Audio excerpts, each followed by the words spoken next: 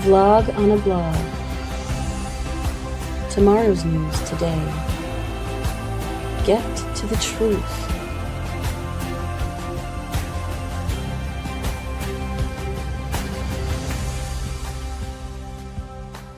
Listen, learn, live. Visit us at yadaya.com. I love the new introduction. I love the byline, listen, learn, and live. Yeah. And I have an affinity for our two co-hosts here. We have Will and Kevin, and we have Rich at the controls. That's a very lovely sight, isn't it? This commander-in-chief is having a really tough time commanding his reflecting pool that he thought he would spruce up prior to America's 250-year anniversary, which he managed to screw up in such magnanimous fashion that nobody showed up, and that the few people that did were totally disgruntled. What happened here yesterday, and normally I wouldn't care about something as meaningless as the reflecting pool in the U.S. Capitol, sandwiched between shrines.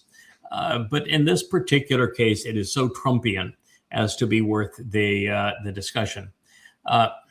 Trump yesterday in a press conference went out of his way to depict the former Olympian, he's in his 60s, that was arrested and incarcerated for allegedly damaging his reflecting pool. And showed him, the gesture is he's got his box knife and that he's the one that did all of this, that Trump's work was just spectacular and perfect. And it was just undermined by this dastardly dude. And he's absolutely lying. So the next day it's announced that his Justice Department has not only released the Olympian from all charges, but it actually says that the U.S. Justice Department owes him an apology, and that this is really a horrible injustice as to what was done. And again, it's a microcosm of who Trump is and who MAGA are, and what is happening around the U.S. Capitol with the likes of ICE and and America as a whole, as it's being turned into the Fourth Reich. So the dateline is Washington, the Justice Department, that would be part of the executive branch. They report to Donald Trump. They are part of the criminal enterprises. Moved Friday to dismiss a criminal case charging former Olympian with deliberately damaging the Lincoln Memorial reflecting pool, saying evidence prosecutors had recently received refuted the idea that vandals were to blame. Now, this idea of they had recently received is a bit of posturing. The fact is that that everybody knew long ago that this person did nothing, and that the painting was just peeling off of the pool and it was turning green, because you can't put a dark bottom on a shallow pool of water in a climate that gets into the high 80s and 90s during the day without filtration and chlorine.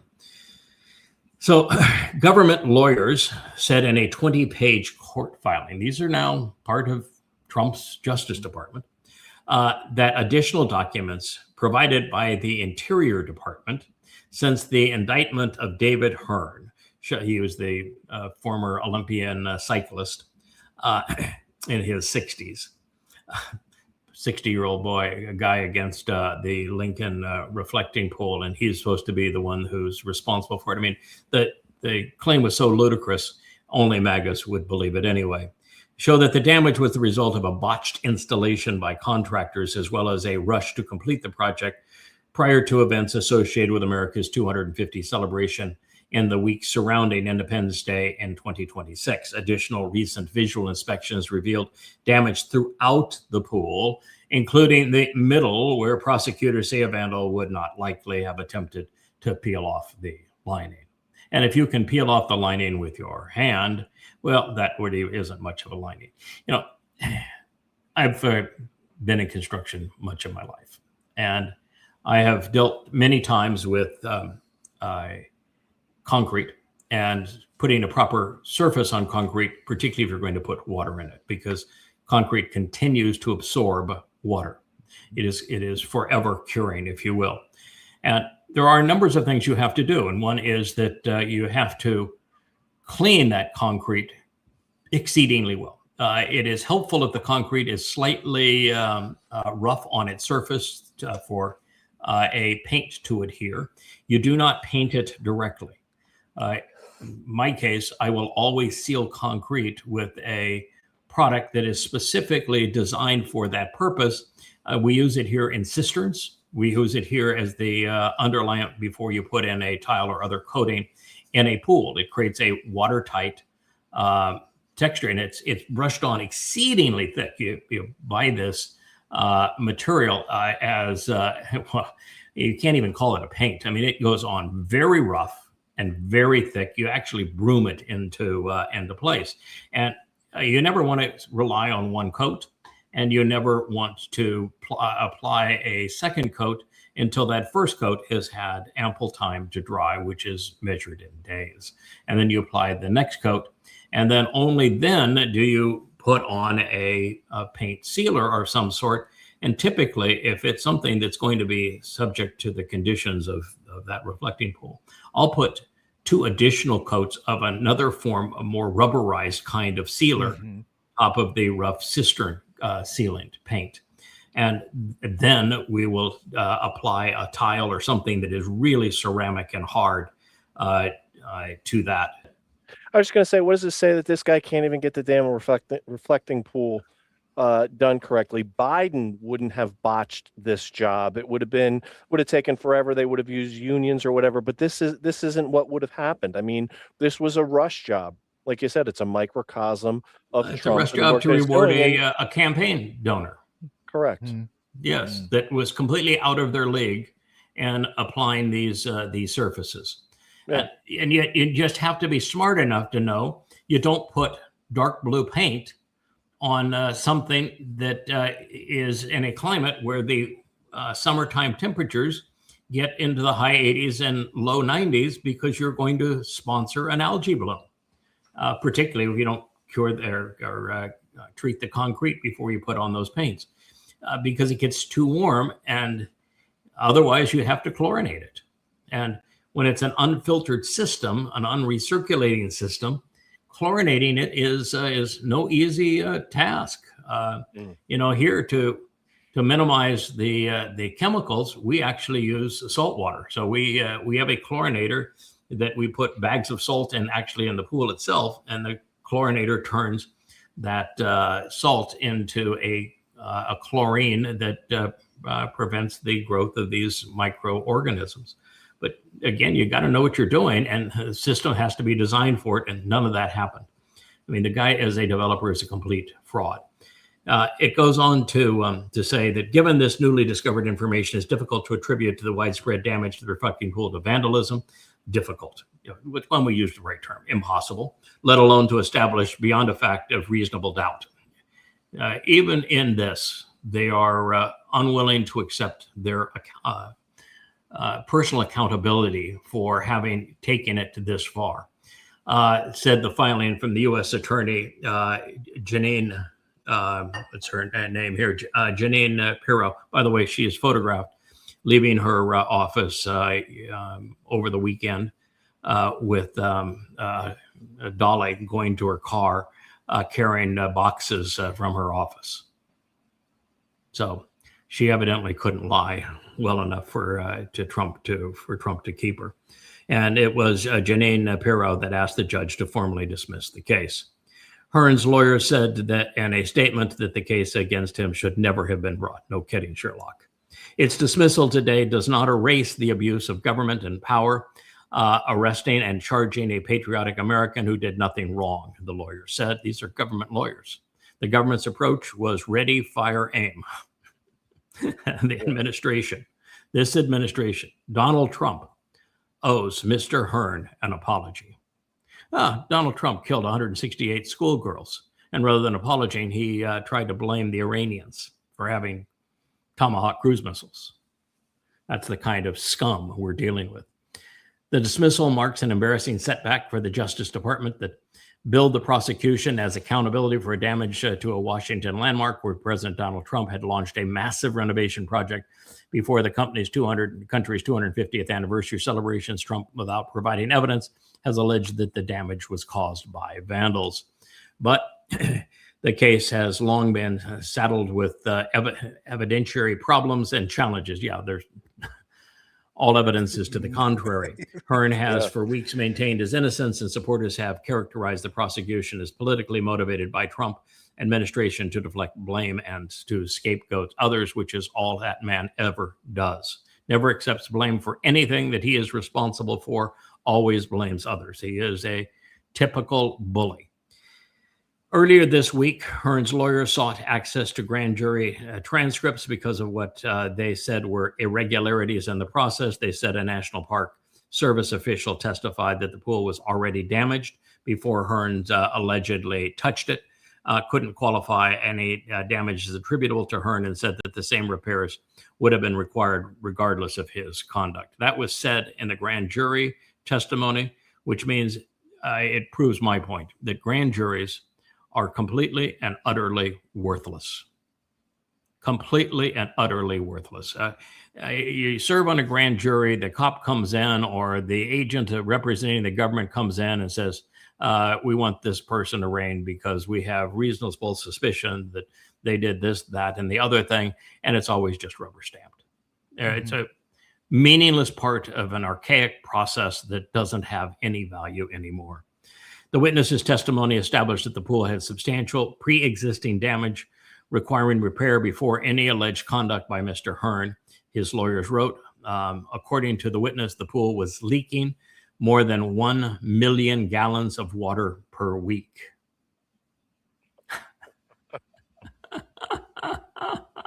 Its expansion joints had exceeded their service life, and the liner already contained a rip.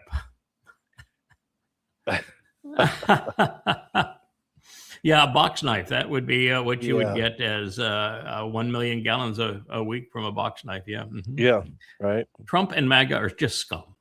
I mean, that's the bottom line. They're reprehensible scum. How many times has he done this? How many people has he arrested? This is the process that he knows it's going to get thrown out of court.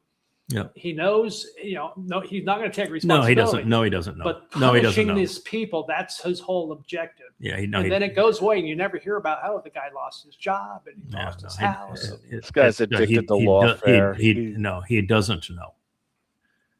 He's a confabulator. He has there's no correlation between what's in his mind and reality. It's like his deal where he stopped bombing Iran for a night, saying that before he decapitates the country. Yeah. Mass murder of 90 million people. He wanted to give diplomacy another chance. When the last bit of diplomacy, he signed an agreement that he violated the next day.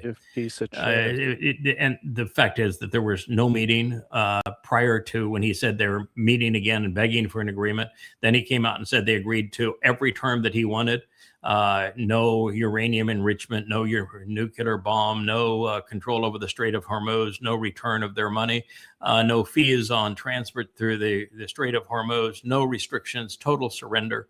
And Arachi and the Iranians said, he's nuts. There are no meetings.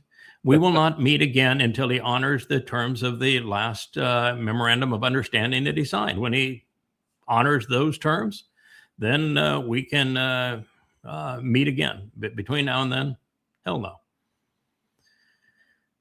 Yeah, I wonder what attorney is going to pick up the civil case on this. Mr. Hearn has a very good civil case against the federal government. This should have never made it to grand jury. Okay, the simple fact that a prosecutor says, "Okay, Park Service, you arrested this man for this crime. Where's your evidence? You have witness, you have an affidavit, you have video evidence," and they have absolutely nothing. The only evidence they have is absolutely to the contrary. With his no should have never made it to. Yeah, his claim is against Donald Trump, and while the government makes it difficult to sue the government, Congress is now pursuing litigation that would reverse what the Supreme Court did. The Supreme Court just made Trump unsuable.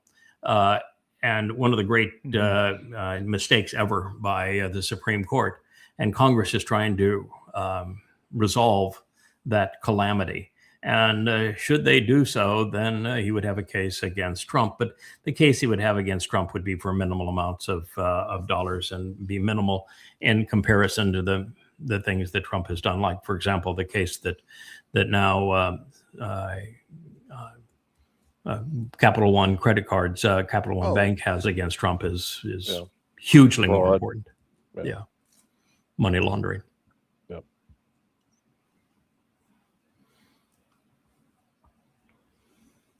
All right. What we're going to do here, this is a clever little play. What it basically says is that Donald Trump, and all evidence confirms this, has been a piece of shit his entire life, that he was a failure in school, that he was always a brat, that he was always an egomaniac and a narcissist, that nothing has changed. He's always treated other people poorly. He's just a two-bit bully in a sandbox, and the lies that he had to pursue to get his deferments for Vietnam with the alleged bone spurs, it just show him to be the kind of idiot he has always been, the kind of guy that admits that he sponsored beauty contests of teenage girls because he wanted to walk into their dressing rooms with them naked and harass them. That's assault.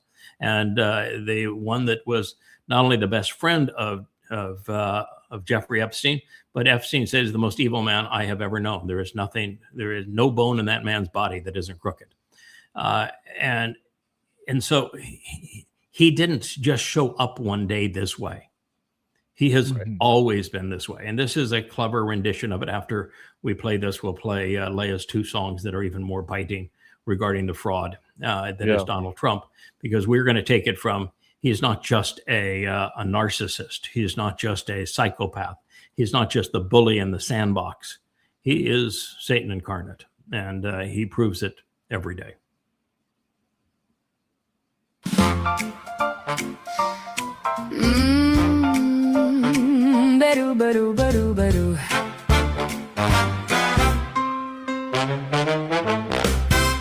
If a parent asks their kid, "Did you eat the missing pie?"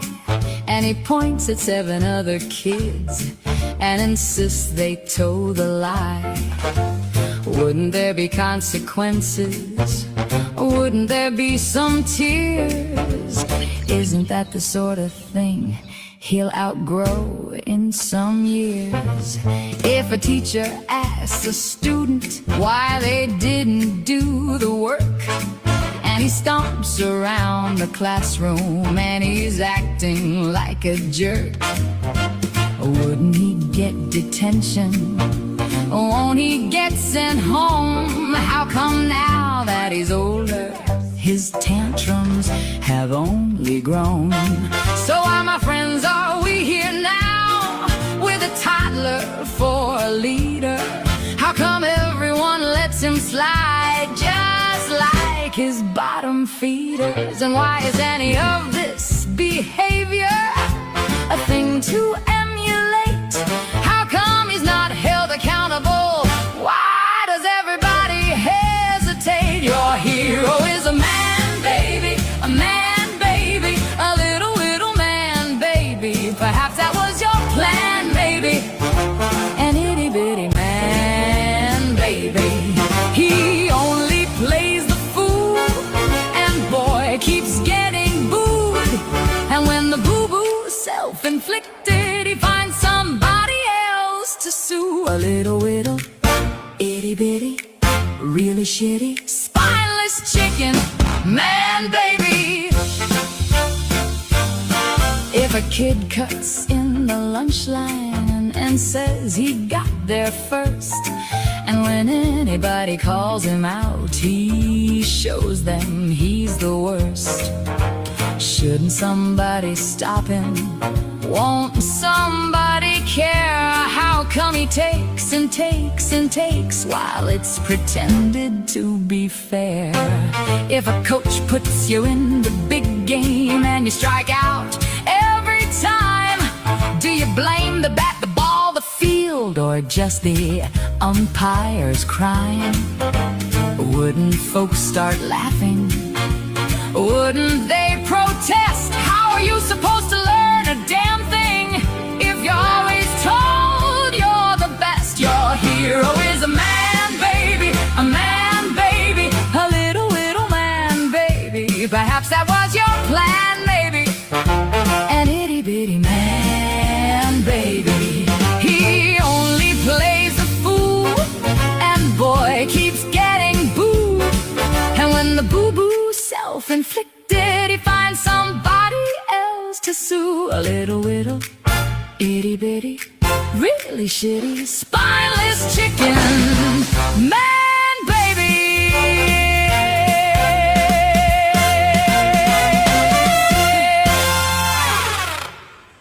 I really hate that sad If only loser, it was Mr. still Newberger. the Who, me? bully in the sandbox. If only.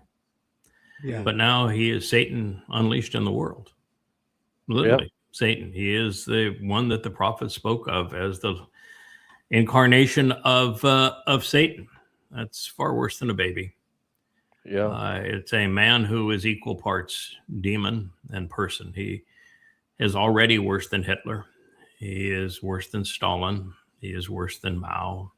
He will be the most vile man who has ever lived by the time it's over 7 years from now. So I want to play. Guys, feel free to comment on this before we do so. But my wife, as you know, has written 3 songs pursuant to this POS, confirming that he is Satan, that he is literally demonic, and he has proved that conclusion every day. So we'll play both of them. You have a comment before we go? No, I just know that these are going to be, I was saying to Kevin before the show that layers are just so superior, and they also capture where he's at now.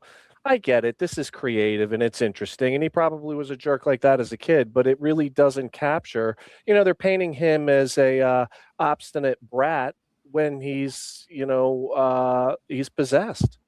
Yeah, He's out of his goddamn mind. I mean, and he is using the U.S. military to go and decapitate countries and destroy. Yeah, that's the not entire bratty world. behavior. Yeah. No, yeah, he's Adolf Hitler with his own personal army and ICE as the brown shirts, reestablishing the Fourth Reich. This is a really, really serious problem, and I think Leia, although her songs are even more humorous, they're far more effective and biting. So let's play them. Yeah, and accurate.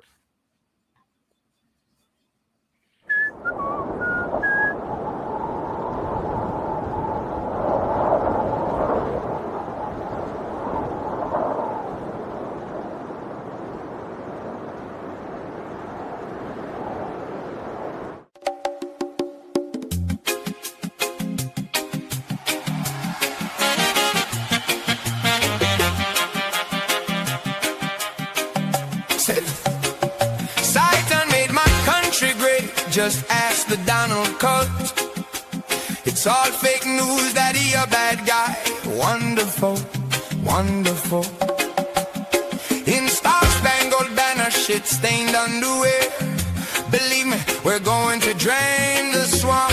I've never seen anything like it. So much fake news, calling it a witch hunt. Just because we say the system is too big to rig. Oh baby, that's old school, but we're doing it anyway to make America great again. Oh, say, can you see by the dawn's early light what so proudly we hailed at the twilight's last ride? Whose broad lines and alibis through the perilous night? Oh, the YouTube we watched so gallantly streaming, and the rocket's red glare, the bombs bursting in Iran, gave proof through the Epstein files that Trump's name was still there. Oh, say, does that copper con man wave that star-spangled banner yet that way?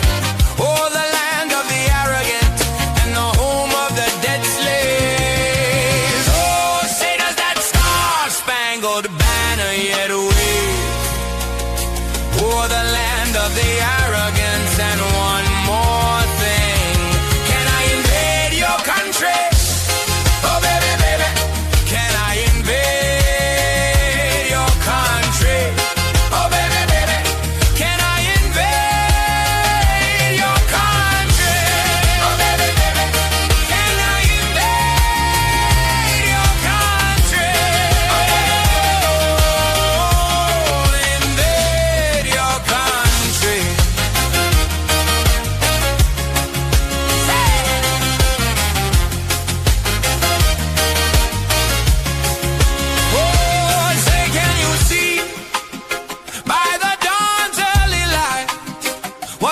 proudly we hailed Satan at Rahab last right, whose broad sex trafficking ring went on through the decades. Oh, the Truth Social we watched, so doom scrolling our doom, and the corruption, the theft, the murders and lies, the alibis gave proof through the evidence that Trump's name is still there, allegedly and unredacted. It's all predicted. Predators, grifters, unfuckables, and the cosplay president. I am predicated on who's your daddy. Oh, say does that copper conman wave that star-spangled banner yet? Or the land of the deceived and the home of the lame? Oh, say does that star-spangled banner yet wave? Or the land of the free? And one more thing, can I invade your country? Oh, baby, baby, can I invade your country? Oh, baby, baby, can I invade your country?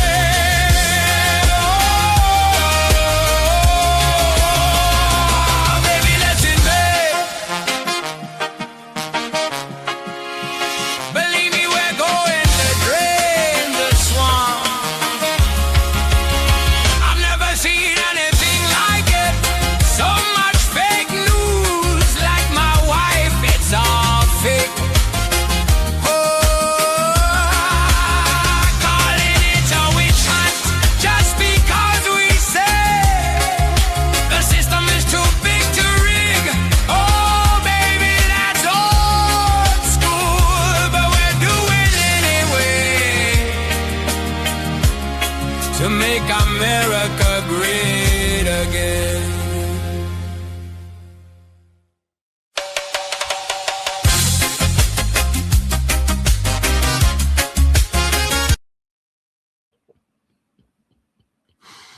Oh, that's brilliant. The It is lyrics, brilliant. the tune, the graphics, that is absolutely brilliant. You know, if X or Facebook or even YouTube were managed in a way where that which is pertinent, innovative, instructive, useful was promoted, as opposed to that which is hateful and wrong, ignorant, political, and religious. That song and our disclosure, absolute proof in the 825 pages of Time of Trouble, most recent of the many books that are offered free at yadayah.com. In the Yada Yada series, that Donald Trump is the person that the prophets identified as Satan incarnate. Then it would have millions of views. That those three sites that we manage, although we have many of them because we are shoring up the risk associated with the thought police that oversee all three of them, nothing would have precluded millions of people from becoming aware that Donald Trump is Satan incarnate. Yeah. That he has been outed and identified, that the person that Christians have sought as the Antichrist is now known. And while we made that claim almost 2 years ago now, he has proven it every day beyond any reasonable doubt. And the prophets left no doubt. So it's just amazing that we, in fact, can be in this position and articulate it as effectively and clearly and prove it as emphatically as we have. And it doesn't get any play because we're not political. We're not religious. We're not anti-Semitic. And we're not at the third grade level of the average users of Facebook, YouTube, and X. Yeah, you compare and contrast the two videos. Man Baby is Dennis the Menace. Okay, cosplay is Linda Blair. I mean, we're talking about an actual, demon possession here. Yes. this man baby thing, it's cute. It just doesn't go far Yes, enough. right. You It's know, Dennis the Menace. Yeah, it is Dennis the Menace on Maybury Street.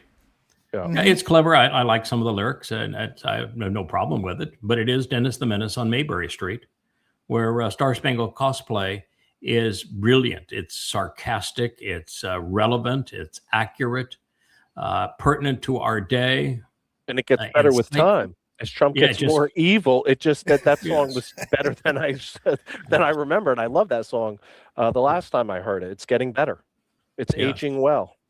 It is aging well, and it will continue to do so. Let's play another one. This is Mr. Babylon. Mr. Babylon is because the intermixing of politics and religion, which is a MAGA tradition, trying to position Trump as if he were a messianic figure, something that Trump likes to position himself as well. In fact, Trump views himself as a god. This integration of religion and politics was born and bred in Babylon. Babel is the term that Yahweh uses for it. It means to intermix and confound. And so he is called Mr. Babylon for that purpose. This is another score written by my wife, Leah. This one produced graphically by John Voight. And it is, I think, brilliant. I think Depot created the graphics for the previous one. And it also shows the breadth of artistry, because this next one is done in a reggae style, a completely different style. But to take a message that should be on everyone's lips, should be top of mind awareness, and to bring it to people in a way that should resonate with them. Let's play Mr. Babylon.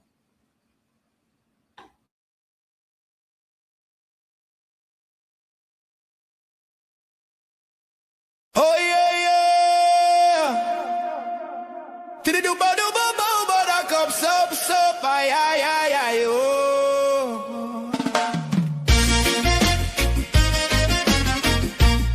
Oh Babylon, yeah.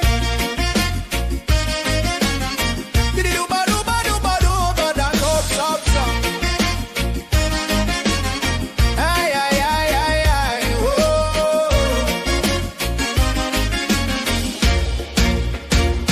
Oh Babylon, you beast, your bitch holding them down in the ditch. Your once children, you turn to pitch. Your feast, your scribes, your priests, your imams, your rabbi, they do lie.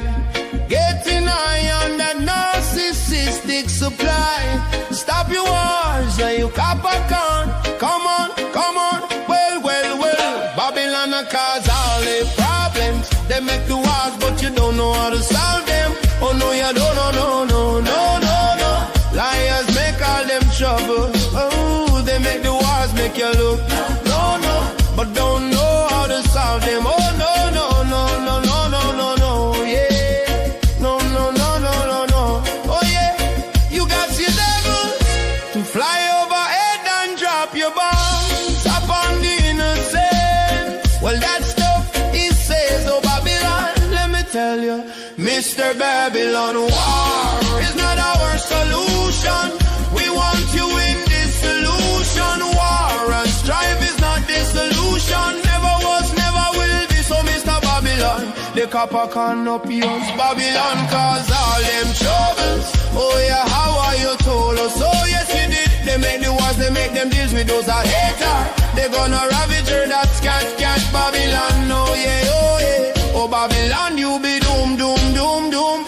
Systems make all the problems.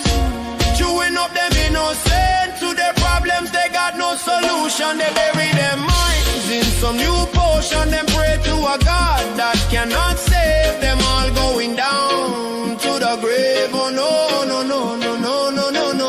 Let me tell you, war is not our solution. Religion is not our solution. War, religion and strife is not the solution. Never was, never will be. So global sheriff mashing down the earth with your iron fist, you the clown. Global sheriff messing round, killing his own, taking bribes, grabbing kitty and coming with a fool's philosophy.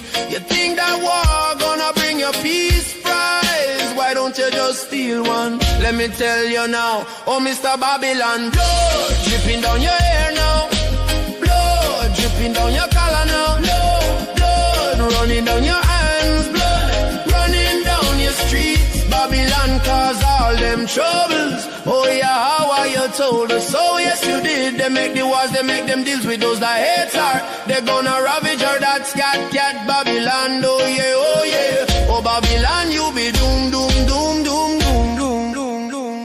Babylon a cause all the problems. They make them wars fly those drums.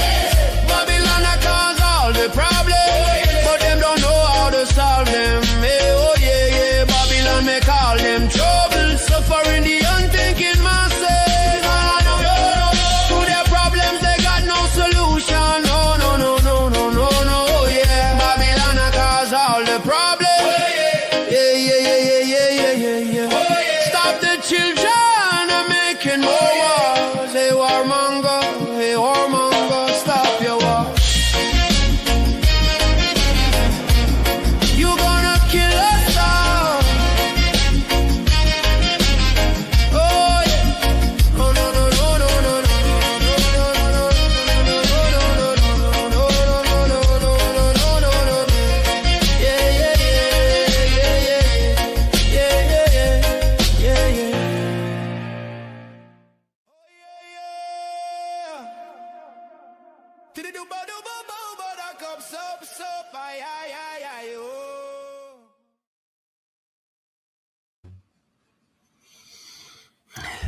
Problems a, got no solutions. That was one of the. I'm sorry, yeah, but that was Yeah, one of go the ahead. lines in there. Problems got no solutions. These songs are like prophetic. Think about the Strait of Hormuz and all the problems and all the things Trump has gotten us involved in. They just don't have solutions. He's just gotten us involved in This- things that we can't untangle. This song pulls back from a sarcastic review of the failings of a singular man. Star Spangled Cosplay blends that man and his MAGA philosophy as the man is America, and that's why it's set against a parody on the Star Spangled Banner. Mr. Babylon, though, pulls way back. And what it says is very astute, that there are four things that have a profound negative effect on society. And they're all an outgrowth of Babylon, with the definition of Babel, meaning to confound and confuse by intermixing religion and politics, truth and lies, to confuse people, confound them. These things are first and foremost religion, which is why it was featured throughout that song. Religion is the single most detrimental force in human existence. It has brought us the deadliest of all isms in Islam, having murdered 200 million people. In its first 100 years doing so, promoting rape, terrorism, pedophilia, the slave trade. All of these are things that Muhammad did routinely. Religion is what created the myth that God is a man and that men killed God, and that the most popular religion should blame the Jews for killing their God, which of course is ludicrous, but it is used to create anti-Semitism, and it's what led to the Holocaust. Religion is a horrible thing, and it's all based on lies. The second is politics. And politics, for most of humans' history, has been inseparable from religion. It is the priests ordaining the king and saying that he was the authorized leader from God, and then the king returning the honor by telling the world that the religion of the priests is the only authorized religion and you have to submit to them. This integration of the two has been the glue that has made it impossible for average people to ever be free of church and state. It has subjugated and oppressed more people than anything else. The third is militaries. There is the false perceptions that militaries provide life and liberty, when in fact they're the source of death and subjugation. They rob people of their lives, of their freedom. They're an exceedingly destructive force of religion and politics, whom they serve. And then the fourth is conspiracy cults. MAGA is a conspiracy cult. And these cults of personality, particularly the one around Donald Trump, have existed for millennia. There was a similar cult around Genghis Khan. There was a similar cult around Caligula and Vespasian and Titus and Hadrian. There was a similar cult around Akiba. There was a cult for a while around Paul, the author of the religion of Christianity.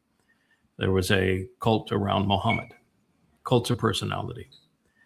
There was one around Adolf Hitler, one around Joseph Stalin, one around Mao Zedong.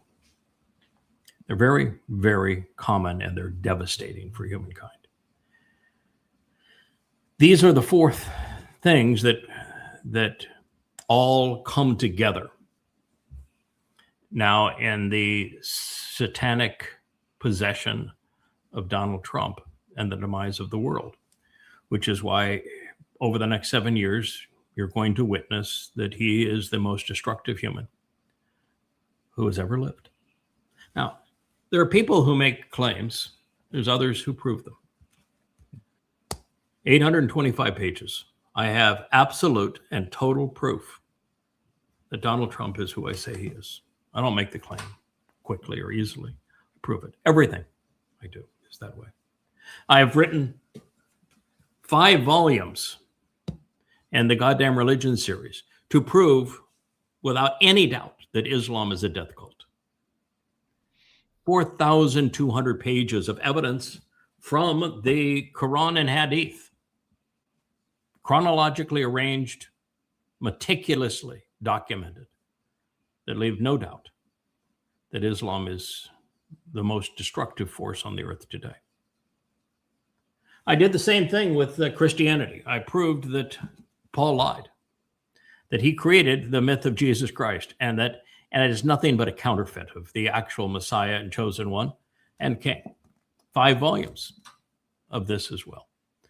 Juxtaposing what Paul said against what God said, particularly when Paul allegedly quoted God to prove his point and never got a single quote right. Every single one of them is misquoted, which proves emphatically that Paul lied. There was no Jesus Christ. The whole thing is a lie. And that lie is devastating to the world today, precluding people from knowing the truth. No one has ever done these things. We have. And it should garner more attention than anything in human history. And yet it doesn't, because, A, people don't like to read anymore. People don't think anymore. People aren't moral anymore. They have forfeited their nesama, their conscience. People are too easily swayed by conspiracy cults, religion, politics, anti-Semitism. Evidence and reason don't resonate with them anymore. Right. So you're hearing it proven in your witness. What are you going to do about it? Yeah, I'm going to quote the last line of the song, paraphrase it a little bit, because it's important to, from man baby to Mr. Babylon. Mr. Warmonger, Mr. Whoremonger, you're going to kill us all. Let me rephrase that to the folks listening and say, no, Mr. Warmonger, Mr. Whoremonger, he's going to kill you all. I'm going to be fine. It's right. You all that don't yada Yahweh that are going to have an issue. This Hasatan is going to kill you all. No doubt about it. Yeah, I did more than just prove that Christianity is a lie from beginning to end. Mm-hmm. And by the way, you don't think I'm telling the truth here. You just go to yadayah.com. You don't even have to read the books. They'll read themselves to you. They'll even turn the pages for you. Go to yadayah.com. They're free. Read Christianity if you think that I'm not telling you the truth, because I killed Jesus 1,000 ways from Sunday. Go and read Goddamn Religion, which is the most devastating book ever written against Islam. And it cites only Islamic sources and only the oldest Islamic sources, and it's totally irrefutable because of the documentation that it provides. But after you've read those 10 volumes, then what I want you to do is read An Introduction to God, the Yada series, of which there's another 9 volumes on top of those 3, the Coming Home series, of which there are 3 currently published, and there'll be another 3 within a week or 2, 6 total. I want you to read the Observation series, of which there's 5 volumes. Because I go to the Dead Sea Scrolls, translate them for you, and render Yahweh's testimony in an amplified fashion that is more accurate and complete than anyone has ever done. And then I draw intelligent, rational conclusions that I support and provide for you that are relevant to your life. And at this point, there is nothing else that compares to it. And you will either avail yourself of it, or you'll be among those that he will kill us all. He will kill all of you. Actually, that's not quite correct. He will kill billions of you.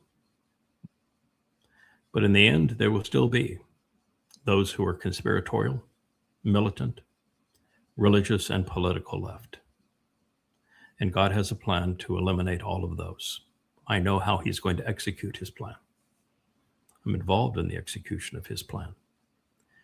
And we, with light energy, will wipe out every remaining religious, political, conspiratorial, anti-Semite on the planet before allowing a remnant of Yisrael and a remnant of Goyim back into the garden. That is the future. It is for certain. And it's all going to play out over the next 7 years. So I would suggest you go to yadayah.com and start reading, start listening. It was interesting. I listened to a podcast last night. It came up in my feed on YouTube.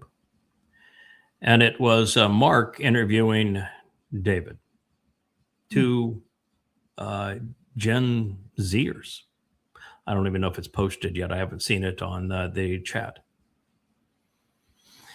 And it's mostly David talking. He's had a rough life. He hasn't fit in anywhere. He doesn't want to fit in anywhere. He is who he is. He's exceedingly bright, moral, rational. And that's why he hasn't fit in anywhere he has ever been. He doesn't even want to fit in now. Don't blame him. He goes through the process about a third of the way through. He says that, I think it was his mother that listened to Shattering Myths back in the day when they had the syndicated radio program. Yeah. And she said, ought to read the guy's books. He'll appeal to you. You're an atheist. You're driven by evidence and reason. You hate religion. This guy will appeal to you.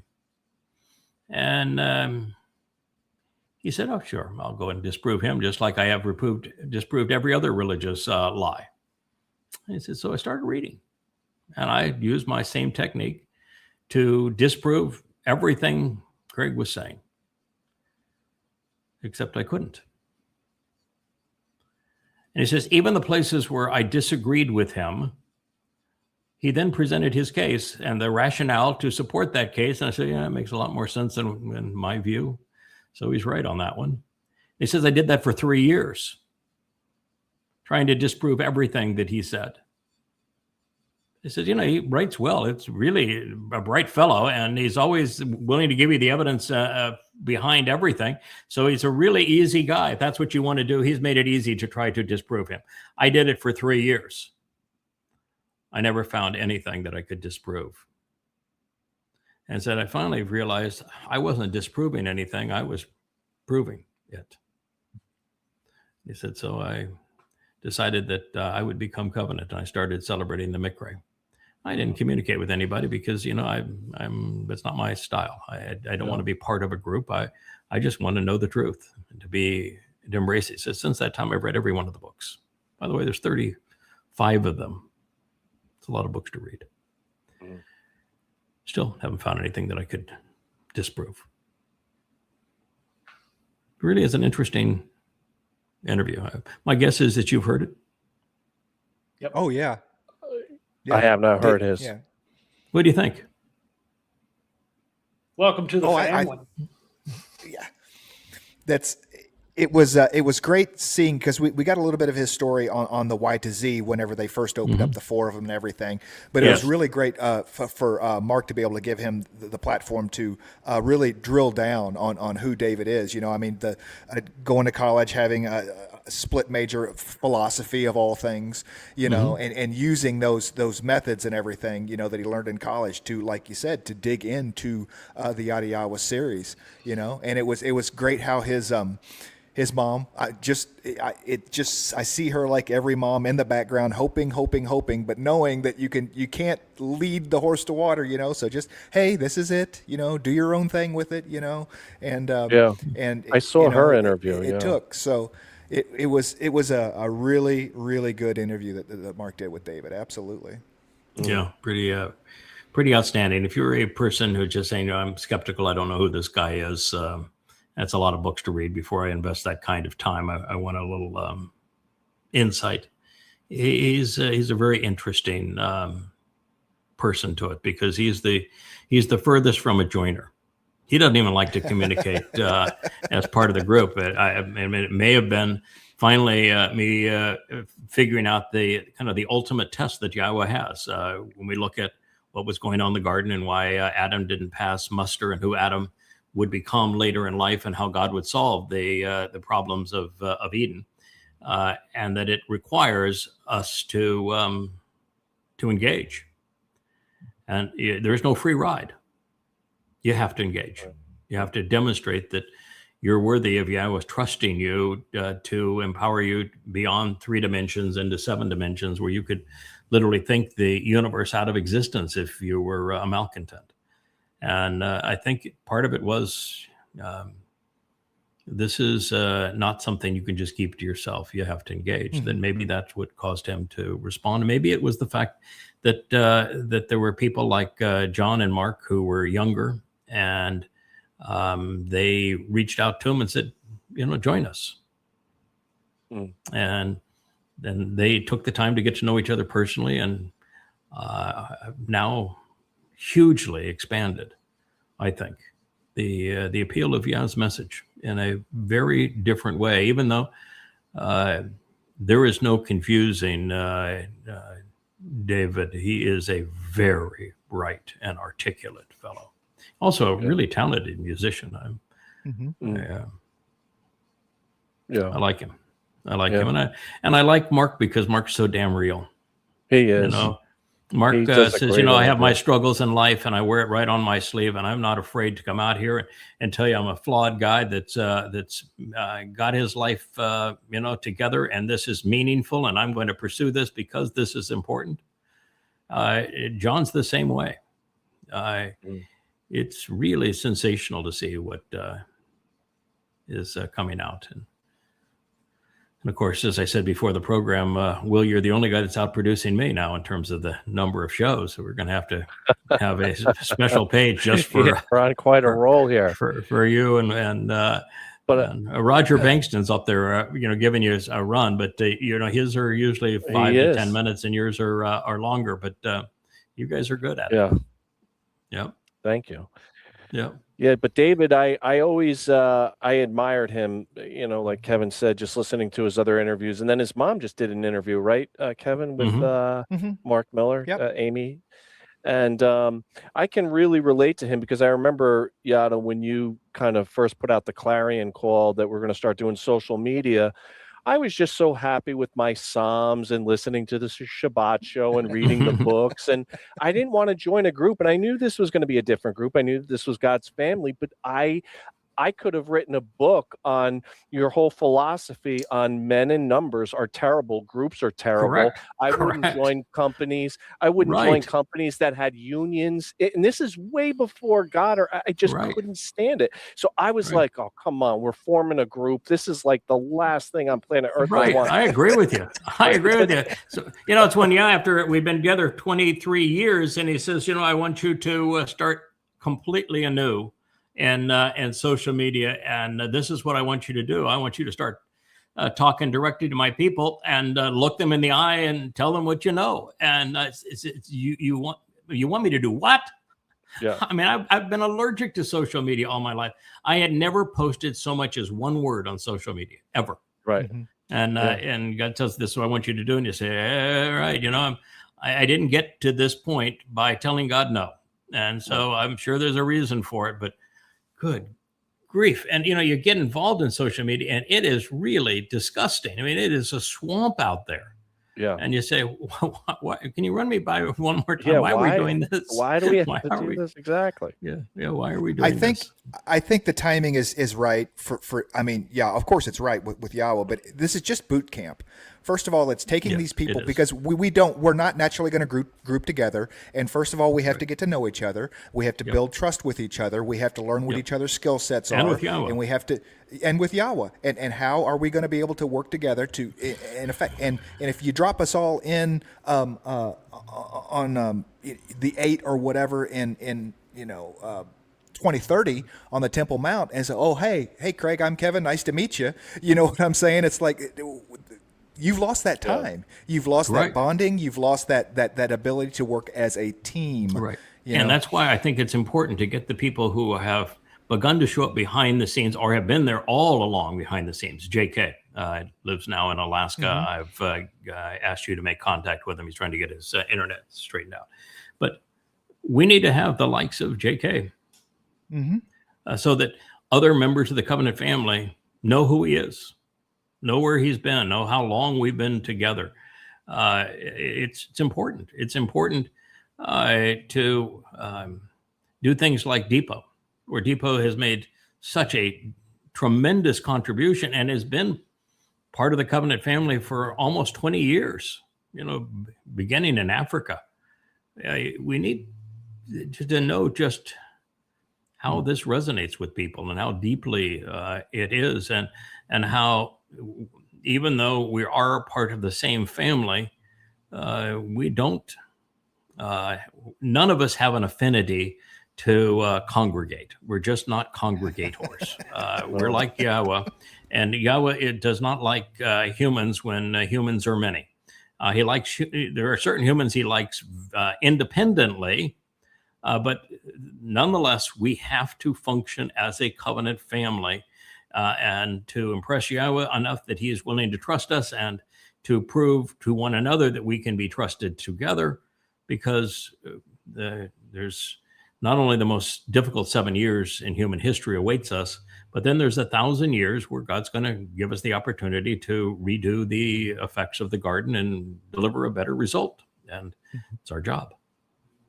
Yeah, the vastness of the universe is very, very appealing. Let me just say that. It is. It is. There's not going to be a lot of souls, and it's the way it's going to be is you're probably going to have a few 100 billion galaxies per soul. So if you want to, Even the 1,000 years with a diminished population on the planet is appealing, but the vastness that's of also forever appealing. Yeah, there's is going much to be more. very few people, and the whole planet's going to be restored to the conditions of Eden. That has tremendous appeal too. It's impossible once you really understand what humans have done to one another to disagree with God's point of view, that one person has the potential for good or bad and are typically bad. Many people are always bad, no matter if it's religion, nation, conspiracy, politics, no matter what it is. When people like, Dennis the Menace here, he was bad individually, but when he became the nominee of a Republican Party and is president of the United States and meets with other world leaders, goes from a bad spawn to demonic. They are not sending their best. They are not. All right. What do we have next? This always Criminal, kills me yes. when guys like, I hate Lawrence O'Donnell, but he's totally right here. But, these days, I don't know if you guys experience this. You have all these idiots over the years. We've come to know them as idiots, but they're right about Trump. Sometimes it's a little Yes. bit hard to admit that, but they are 100% correct when they talk about Trump.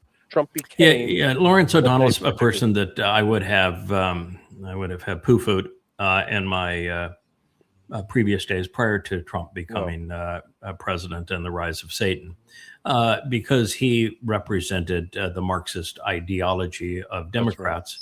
And Marxist ideology is devastating. It's the most devastating ideology probably in the history of the world, because it has outpaced Islam now in terms of death count, with Marxists being responsible for 200 million deaths in the last 100 years. And it's devastating in terms of freedom and prosperity and productivity and everything else. So I'm opposed to the leftist ideology of such an individual, if that's what you were speaking of. And of course, the leftists have all embraced almost universally anti-Semitism, which is revolting as well. But he is a very sober, sane, informed and articulate opponent of the specter of Donald Trump. And it says it's time to acknowledge what has become tragically obvious. The Trump administration is essentially acting as a massive criminal enterprise. It lies, steals, extorts, and murders while cloaked in the awesome authority of the state. It is a crime spree that puts Al Capone to shame. It was 2 years ago that I produced this series on Trump's criminal enterprises. And I began 2 years ago to explain the level of criminality that we were witnessing in Donald Trump. So he's a little slow on the uptake, but nonetheless, good to see it. Yeah. Now, that said, the fact that Trump is a con man and thief is among his least horrid manifestations. Yeah. He is the great deceiver, destroyer, and killer of humanity. It's the other aspects of Donald Trump that will be far more damaging to the human race than will be his criminality. Yeah, I'm not going to defend Trump on this. I'm just going to go a little bit further here and say Lawrence O'Donnell didn't go far enough.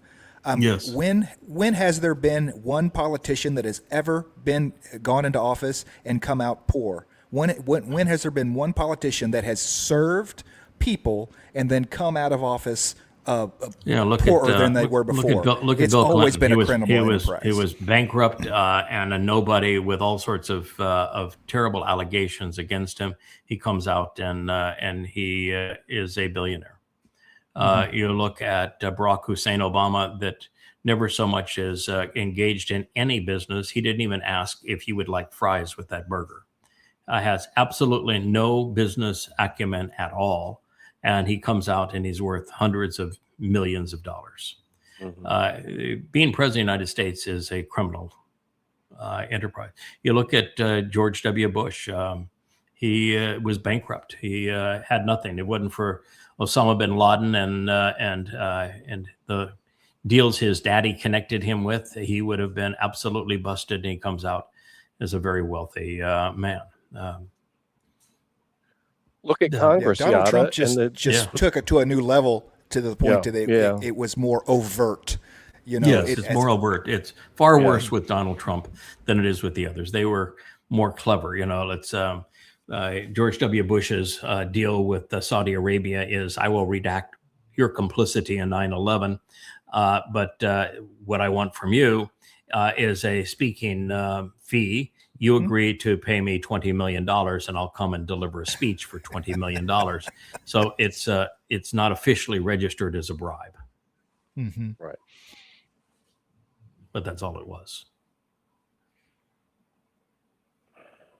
Hopefully we get to the the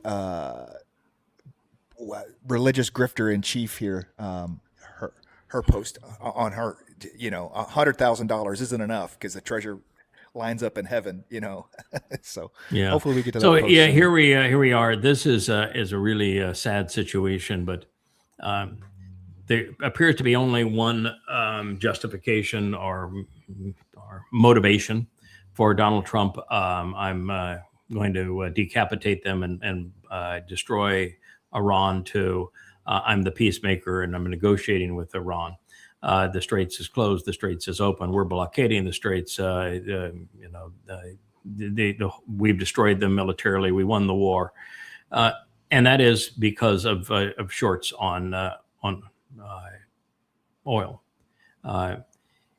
It is apparent that there's a huge insider trading ring that is tied to Trump's pronouncements in advance of Trump's pronouncements that are shorting Brent crude, keeping it artificially low, and that they resolve their short positions when Trump makes an announcement that he has a deal to end the war and the Straits are back open, and then they go through the process over and over and over again, and that's the levers: buy oil, sell oil, resume war, pause war.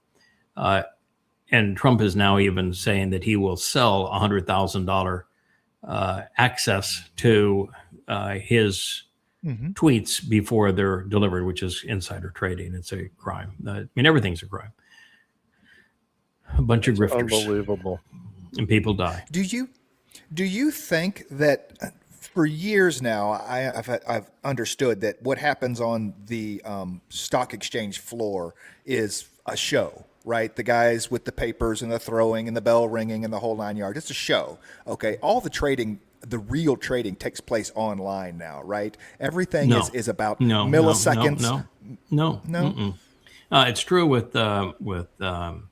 NASDAQ. The NASDAQ, it's all online. But no, there's antiquated processes with the New York Stock Exchange. The old exchanges are as antiquated as they ever were. Like you said, the NASDAQ, that's where you get the high frequency traders come in and they can move markets by buying the dip and doing all these things. Yes. But they're actually behind these exchanges technologically. Particularly the New York Stock Exchanges. The NASDAQ is an all automated process.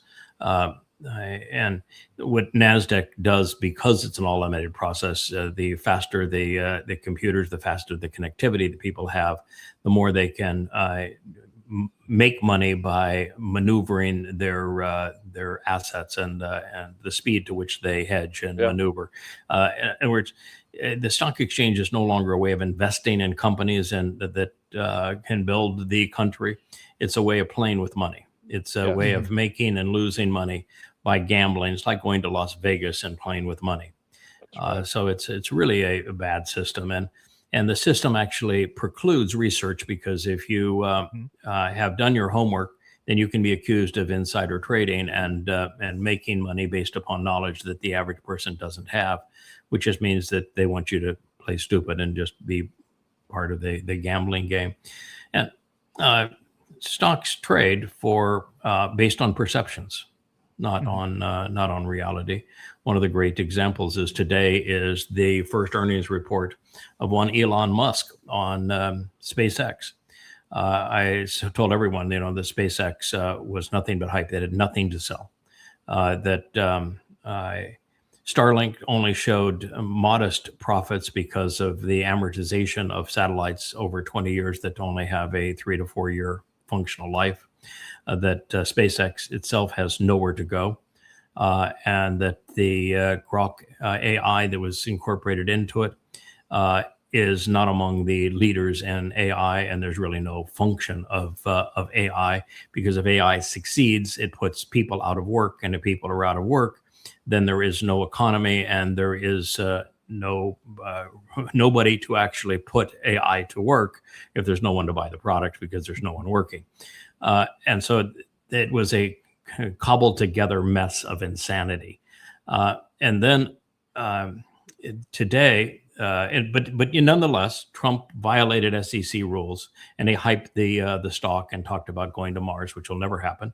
Talked about colonies on the moon, which also not going to happen, and of the future of AI, as he says, and everybody's going to be rich and no one's going to work, which is also not going to happen. So he essentially lied and violated SEC rules, which if he were not bribing Donald Trump, he would be prosecuted for and incarcerated.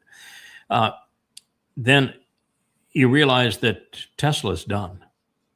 Mm-hmm. I mean, Tesla rose because it was protected and financed by the U.S. government that gave a $7,500 coupon to anybody as a tax credit for anybody that bought a Tesla vehicle, while putting 100% tariff on any competitor to Tesla. So it created a con for him, and he almost bankrupted it nevertheless. And so when he destroyed his reputation and stopped working at Tesla to go off and do other things, his Cyber truck tanked so that they can't give it away. The Model S has been discontinued, and it was the one that he built the company on. And he has disbanded several of his factories, all to go in on a Optimus robot, where he has no technological advantage. He is way behind the curve in terms of the development of these systems. He's going to power it by a chip that he hasn't even made a prototype of, and no one has ever been able to mass produce the level of chip that is necessary to drive it in the United States. We don't have the culture to manufacture them. He's built massive factories to manufacture a chip that he hasn't even made a test example of yet, and massive factories to manufacture Optimus, a robot that has no purpose. That thus far, there is nothing that a humanoid robot can do that would have any value to people, and the actuators and rare earths and all the kinds of things that it needs, there is no supply chain to support it. I mean, he's just gone wacko wild on selling hype. Mm-hmm. And it's going to all come crashing down. And at this point, Tesla has lost their margins. They can't support their margins. They've had to thrash their margins. They've lost market share like it's goo going through a drain in China and in Europe. And their sales are declining. Their margins are declining. And yet the company is trading for 300 times earnings, as if people are just lemmings. Yeah. Yeah. So it's a house of cards for damn sure, and it's amazing that people are still buying into it. But that's probably why he bought X, is that he could have his own hype machine, which is illegal, for his stock. My point earlier was trying to get to the faster the computers, the faster the trades, those sorts of things. And when we start rolling, I'm sure they are, AI into that, where it's always, buy the rumor, sell the news, that this idea that AI is actually making a lot of trading decisions, and as doing so based upon what this idiot is saying on a daily basis. So where a normal person could look and say, look, that information coming from the White House is, I'm a hedge fund manager, I still call a guy at the New York NYSE to make my trades, right? Watches Donald Trump and says, this guy's full of crap, I'm not trading on this information, but AI will, because it's AI is programmed capable first of all, AI is completely integrated in the U.S. military now. Mm-hmm. And AI is completely integrated into the banking systems and into utilities, such that it is a complete controlling force. And the stock market is a religious belief system, as is the U.S. currency. The only reason the U.S. currency has any value is because of the faith that is placed in it, because it is actually worth next to, in fact, it's not worth next to nothing. It is actually a liability. And so it is all based upon faith, and AI is going to end up destroying all that. That and Trump and other co-conspirators. Yeah.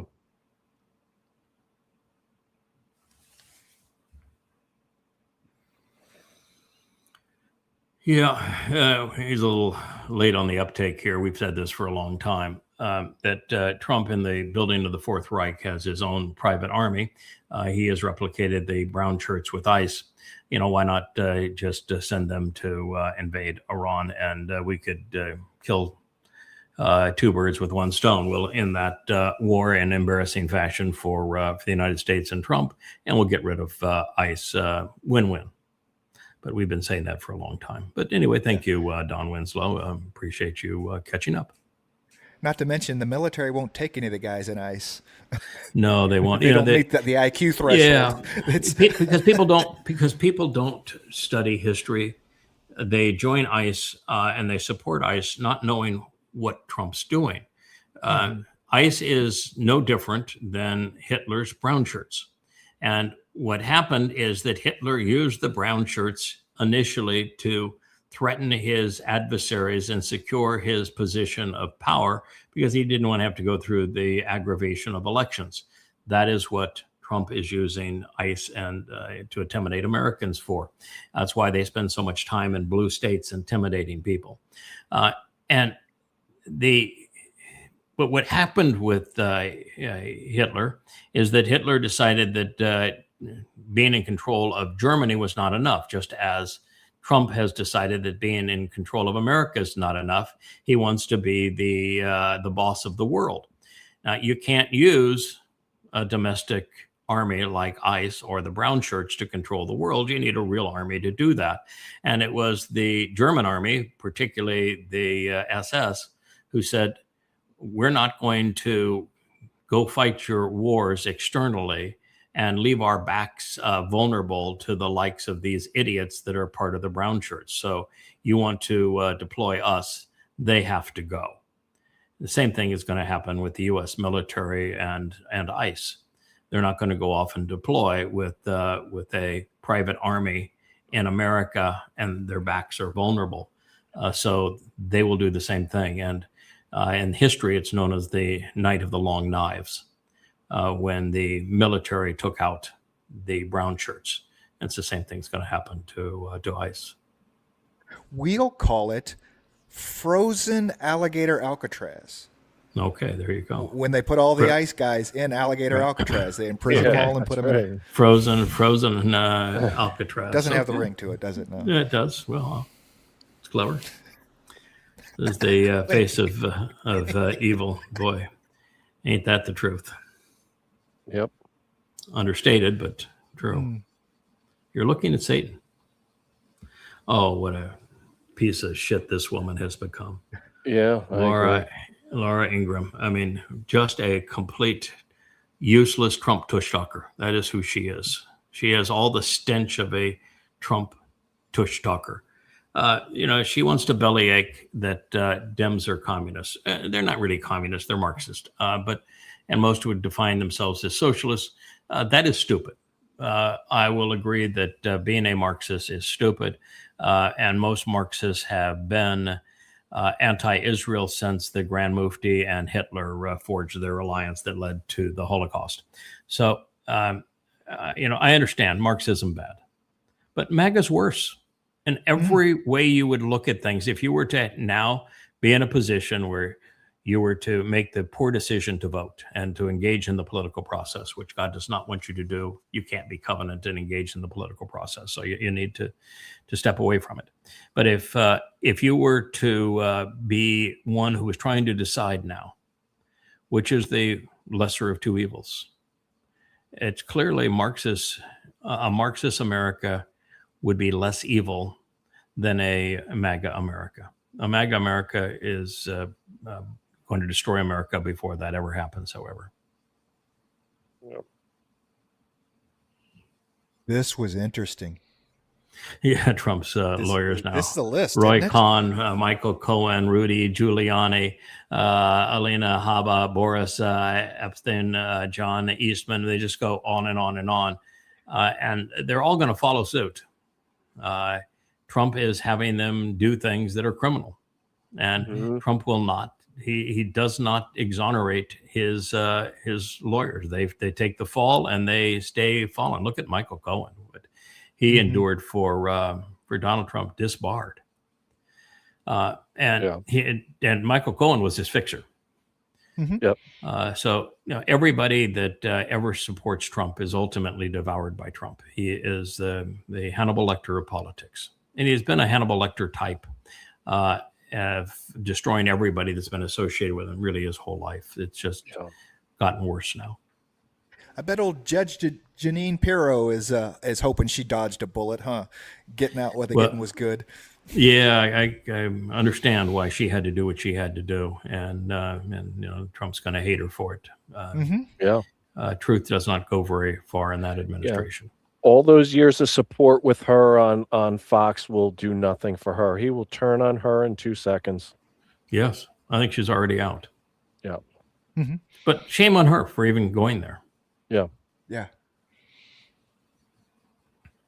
We played this video yesterday. It needs to be underscored.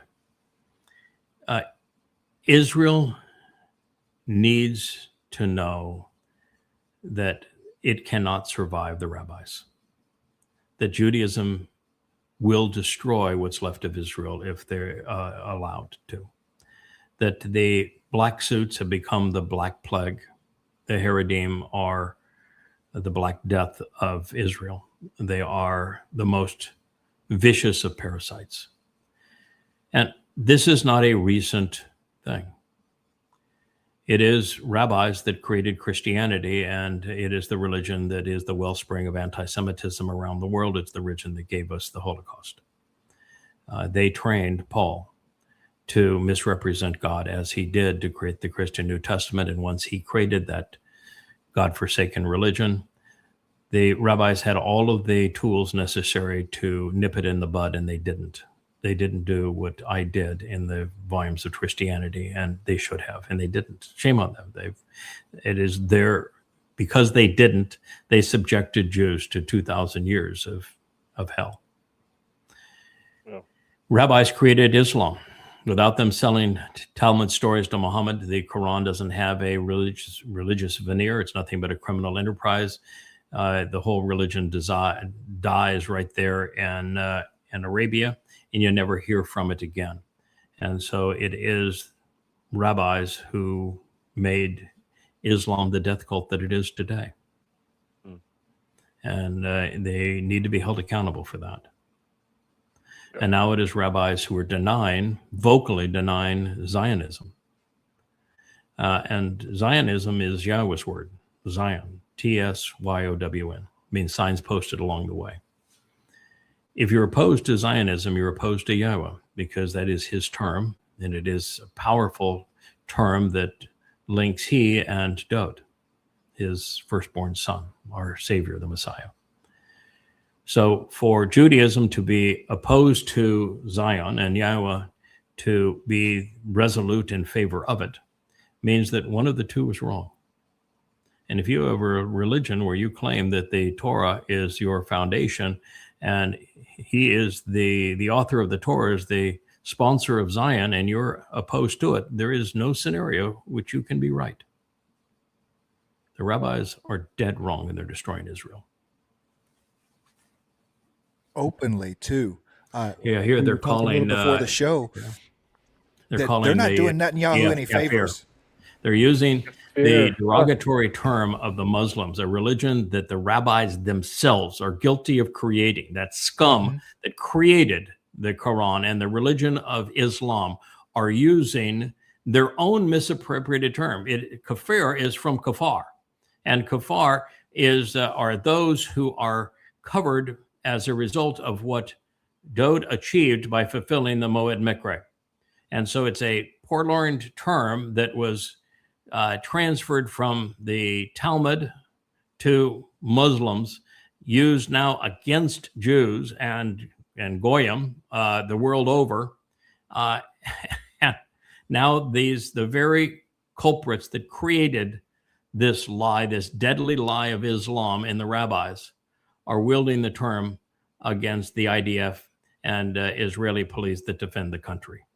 They're the scum of scum in Israel. Until you recognize that Judaism is your enemy, you have no hope. You are going to be among those whose demise we will regret, but We can only tell you it's going to happen over the next 7 years. You're going to die as a result of these plagues, the plagues of Islam that the rabbis created, the plague of Christianity that the rabbis created, and the plague of the Haredim, which is their most recent deadly and parasitic creation.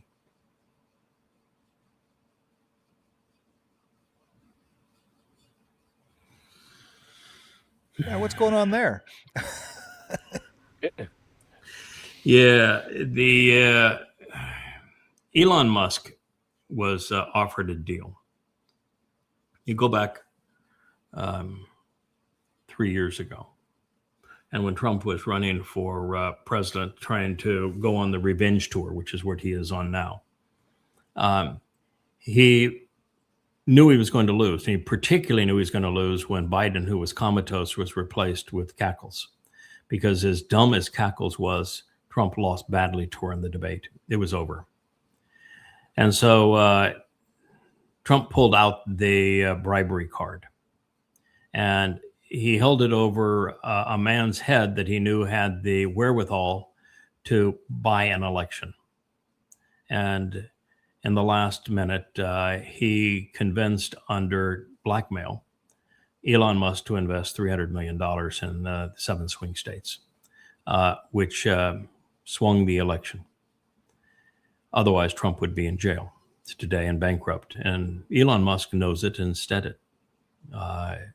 But Trump owns it because he is still such that Trump would turn on him, already has, and will bankrupt him because that's what Trump does. So it's a very interesting thing. Now he's talking about $1 billion in this next the midterm elections that Elon is going to spend just so that he also stays out of jail.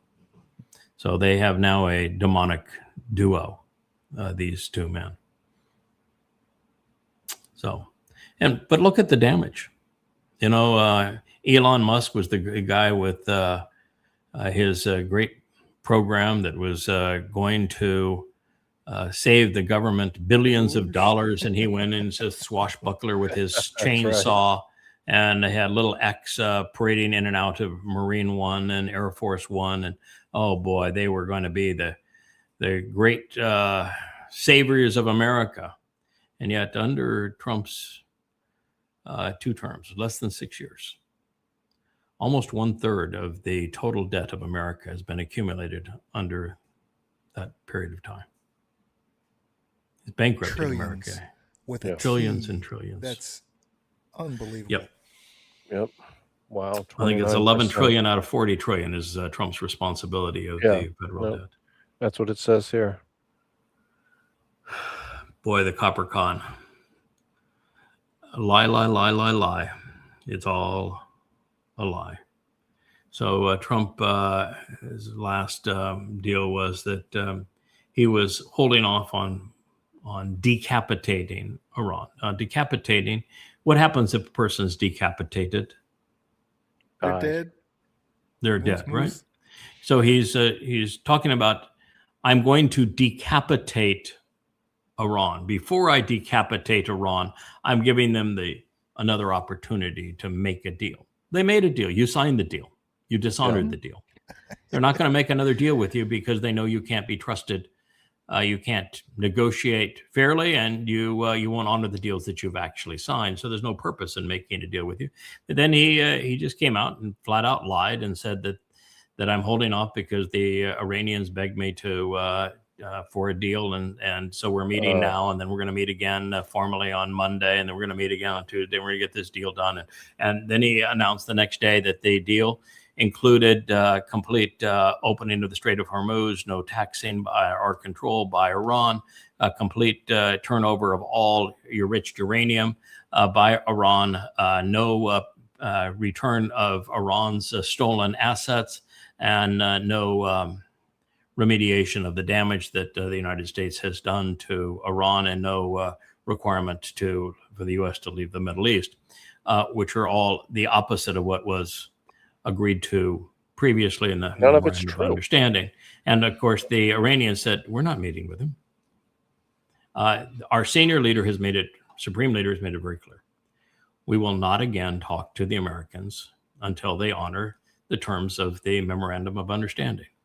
When they honor those terms, then we will negotiate on the basis of those terms, but not before. And that hasn't happened. So he was literally reporting another lie. It must have been like the 50th time he has done this. And they just eat it up in the. I mean, in the press. it's like they just like punk this guy all day long. He'll say, "Hey, we're having a meeting on Monday," and they'll say, "No, we're not." No, we're not.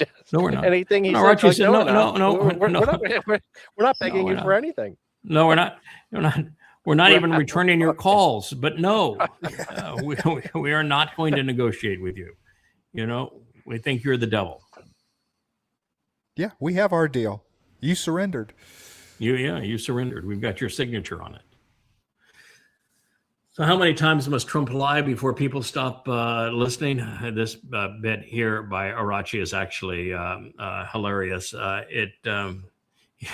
He's just turned Trump into a global clown. Arachi is actually a fairly articulate guy. Unfortunately, he's a Muslim, and that means that he's got a lot of really weird views, but he is infinitely brighter and more articulate and moral than is Donald Trump. Weird views.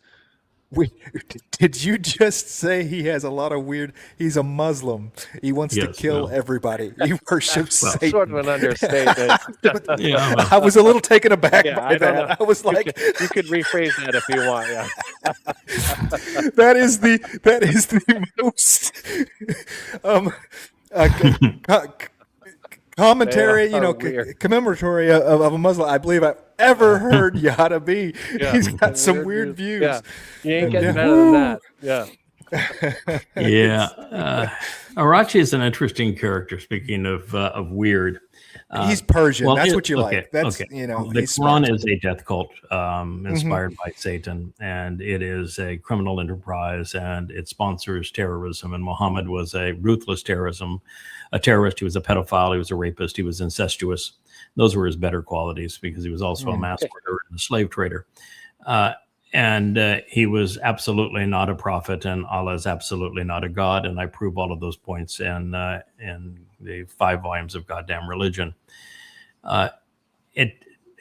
Because the Quran is Satan's book, because Muhammad is Satan's messenger, does not necessarily make every spokesperson who is a Muslim as vile as Allah or Muhammad.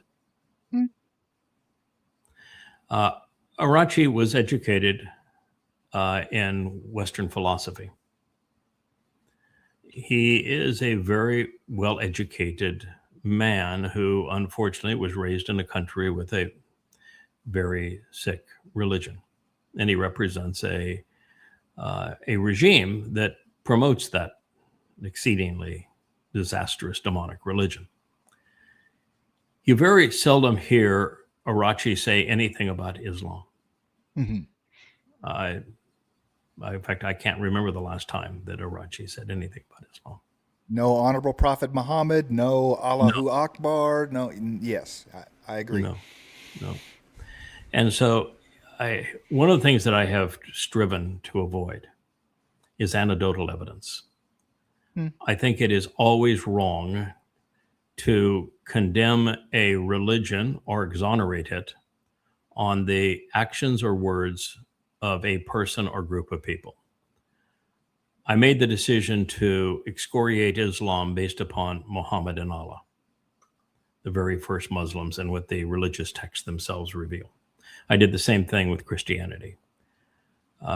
And so in the case of Arachi, since he very seldom mentions Islam and his public statements are rational, well-informed, I'm going to give him the benefit of the doubt with weird as opposed to satanic. Fair so enough. I know it sounds funny coming from me, but I'll stand behind that. Yeah. I'll own it.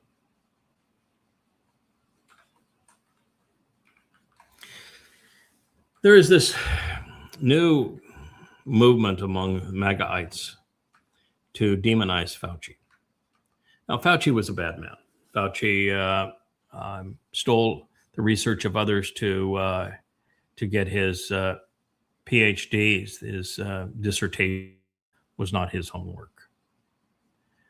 Fauci was up to his eyeballs in funding the Wuhan Virology Research Center, and he knew all about the cause of COVID-19 without ever acknowledging it. And it's a shame that he did so. Many people died because of that lie. He knew exactly what happened in that lab. He knew the gain of function research that was taking place in that lab. He knew the nature of COVID-19. He knew the Chinese complicity in it. And I said that back in February of 2020, and I proved it back in February of 2020. At the time, of course, all of those Democrats and everybody in the media slandered anyone who would make those claims. And yet they've now been shown to be and proven to be true. So I have a problem with Fauci. And I have a problem with Fauci in that he was not pursuing science and that his strategy for COVID was wrong. The vaccines did not work. Wearing face masks, the average person who was not infected wearing face masks didn't work. Putting sick people in the hospital was disastrous. Telling people they can't work anymore, depriving them of their livelihoods and their freedom was counterproductive. And I proved that as well because I did an analysis of the places where they didn't do those things and the death rate, and the places where they did those things and with the death rate. And the evidence showed that restricting people's privacy and liberty and their ability to work was counterproductive. Plus, it destroyed world economies. So I have real issue with the man. Yeah. And I particular issue with the COVID vaccine because I'm a huge proponent of vaccines. Vaccines are the single best thing that humans have ever done in terms of prolonging life and particularly eliminating childhood agony. Vaccines are exceedingly effective, and the negative consequence of a vaccine compared to the positives are overwhelming. It's one of the best things humans have ever done. It's not true with the COVID vaccine. It just didn't work. The first vaccine had a useful life of less than 2 months. The booster, 1 month. The booster's booster, matter of weeks. And so it was worthless, counterproductive to even go through the process. And it turns out that that COVID-19 was fear porn. That 85% of those who were listed having died of COVID-19 had multiples of other comorbidities, and it was wrongly blamed on COVID-19 when they would have died from any one of the other 5 comorbidities. So there's a lot of problems. But my biggest issue with him is with the people of the United States and many of the world. You were willing to capitulate your freedoms and your livelihoods. You were willing to believe liars. You were willing to alter your life, that of your family, your well-being, your freedom. You were willing to give up all of that on a lie. And it changed the world forever, and my perceptions of the world forever. How easy it is to use fear to control people and to make them do things that are counterproductive.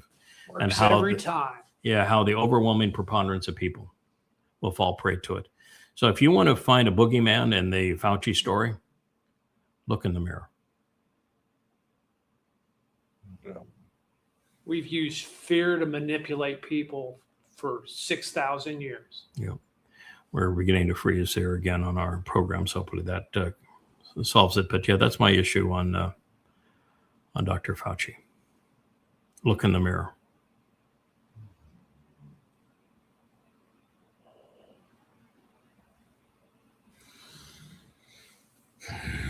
Israel kills children as a hobby. The problem is not Netanyahu, it's Israel, the society as a whole. This is Professor Norman Finkelstein, a Jewish scholar.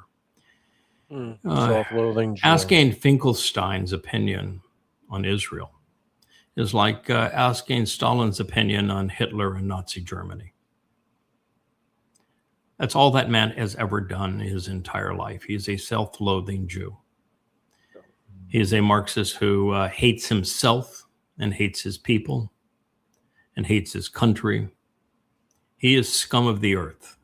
He is. He's no more a scholar than the man on the moon. And if you want to promote him, Perry Logan, all you're doing is saying, I'm an idiot, ignorant, and a moral anti-Semite too. It's reprehensible. Israel kills children as a hobby. And this is coming from children, and I'm presuming they mean Gazans and Muslim children whose entire purpose from their mother's point of view is to martyr themselves from Allah. But Israel's the bad guy, kills them as a hobby. How many children did Israel feed during this thing in Gaza? How many children, where did children go to the hospital in Gaza? Yeah. They go to Israel, Israeli doctors. Israel feeds them. Israel drops leaflets on buildings before they bomb the building. Listen, I didn't want Israel to enter and destroy Gaza because I knew that it would be used by assholes like this to lie as he is doing. And it was easy to see that with young people becoming more Marxist and more willing to ignore history, ignore the fact that Islam for 14 centuries has been genocidal and has imposed apartheid on the world, and that Islam is responsible for the deaths of now 250 million people, and that in Islam, the best of the Muslims torment children through Muhammad's pedophilia. They rape them. In Afghanistan, we learned that when Americans liberated a city from the Taliban and the elders, Islamic elders, took back over the city, the first thing they would do is play bocce ball, find a 4 to 6 year old boy that was pretty and tie him butt up on a bed and gang rape him. This is Islam. You want to know a religion that kills babies as a hobby? It is Islam. Jews have had to be the victims of Islam for 14 centuries. And unfortunately, there isn't a Jewish scholar on the planet that's willing to tell the truth about Islam. So, yeah, Finkelstein, you're a piece of shit. He's repulsive. He is. Yeah.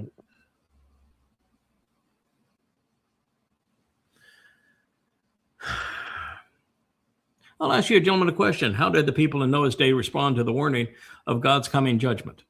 What warning? Wasn't the plan. Noah didn't write anything down. Noah didn't go door to door knocking on doors saying, hey, this is the... No, I don't remember an announcement. Bingo. God's intention wasn't to save the Nephilim. His intention was to wipe them out. God didn't say, boy, I regret having created people that don't listen to me. He didn't say, boy, I regret people who aren't on their knees praying to me. Look at Moshe's even got a Bible in his hand, or Noach's got a Bible in his hand. And rather than lifting up a hammer, he's lifting up a finger and he's preaching to them. God never said once, I want you to go preach to them. I want you to try to save them. No, he was trying to eliminate them. The whole purpose of that Teba, the vessel of insights, and Noach and his 3 sons and their wives, was to save Nesama man.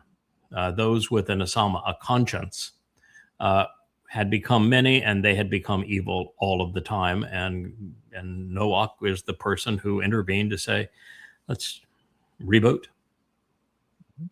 My sons and I and our wives, we will repopulate this region, and we will eliminate the problem. That was the purpose. The purpose was to kill them, not to save them. It was not the Abraham theory. What if there's just 40 or even 30 or even 15, 10? What if there's just no? It's everything. No, everything. Because the answer was there was none. That was the answer. There was none. And today the answer isn't that there's none. There are several hundred. that know the truth. But our job is not to preach to anybody. I'm not here to tell you that you need to listen to what we have to say and that you're going the wrong way. I don't really give a rat's ass what you do. My job is to equip the home team so that we're prepared to do the job that God wants, and that I help enable the home team such that they earn Yahweh's trust and the trust of one another, so that we collectively are prepared to do the job that God wants us to do. But that job does not entail preaching to save anyone. Well, we're going to lay out, and we have offered for free, the reasons that religion, Christianity, Islam, Judaism, are rotten to the core. Reason that politics is something that God wants us to avoid, and conspiracy and militarism. We're openly condemning the things that God condemns, but we don't condemn them to try to save people.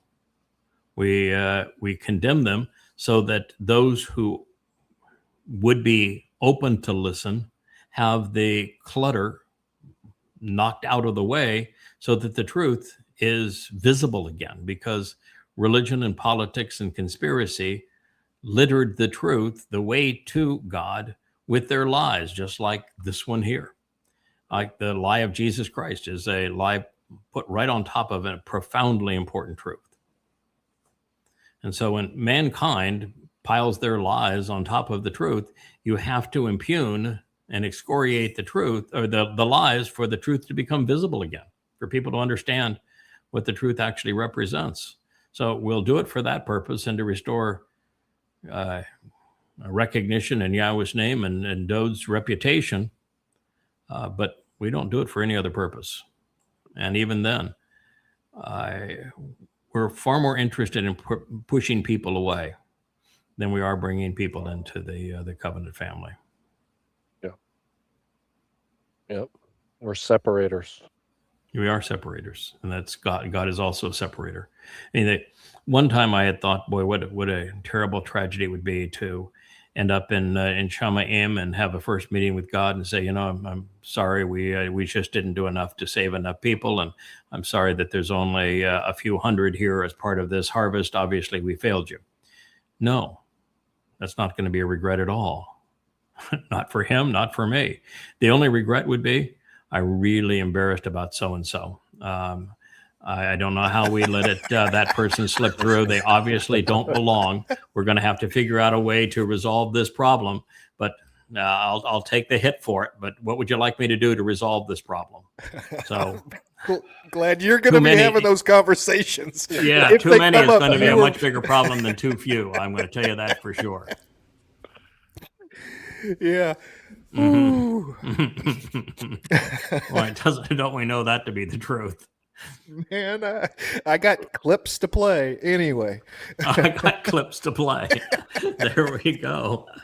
Oh, the Twistin preacher. This is Donald Trump's favorite Twistin, and she is saying, I don't want your coins. They make too much noise.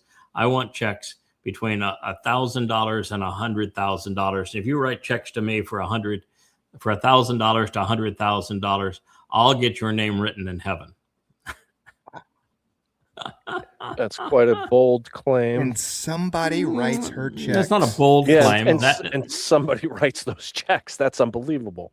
Yeah, that's not a bold claim. That is a vile, evil, demonic claim. That's what that is. Yeah, she is the devil's apprentice right there. Yeah. But it's true really for every preacher and every priest throughout time. They do it for the money. Yeah. Mm-hmm. And they know. Yeah. And they know. Yeah. All of the successful ones know that they're doing it for the money, that it's all a fraud. She knows. Of course she anybody knows. I've ever had a conversation with about Yahweh's name, because that's where we always start whenever I meet somebody and talk. Yes. Anybody that's ever been to seminary, they know the truth.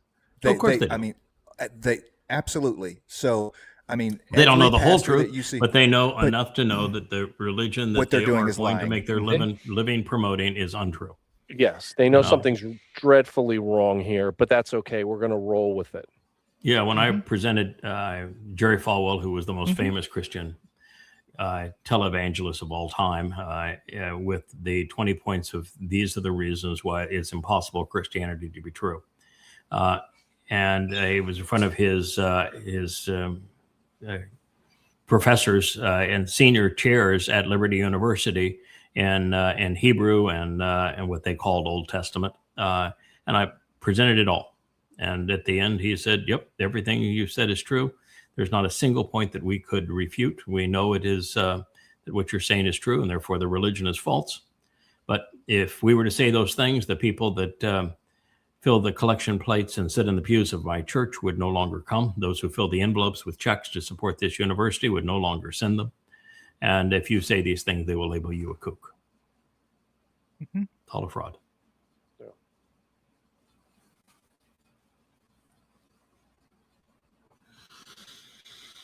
So never in the history has there been a war in which 80% of the country was destroyed, 100% of the population displaced, and 50% of the children. Oh boy, it's called a genocide, all caps. All right. So let's start at the beginning. Gaza is not a country. Mm-hmm.